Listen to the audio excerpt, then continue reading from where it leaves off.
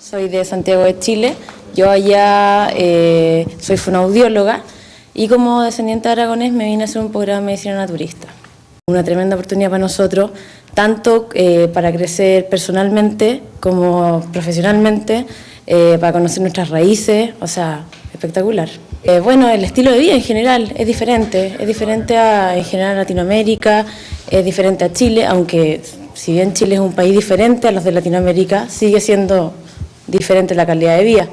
La gente es muy amable, siempre están, no sé, dispuestos a ayudar, está muy bien. Ha sido muy buena experiencia hasta el momento académicamente.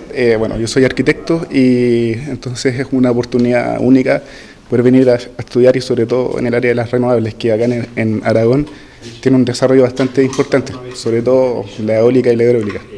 Me gusta bastante, ha sido una fácil adaptación y he disfrutado bastante mi estancia hasta el momento por acá.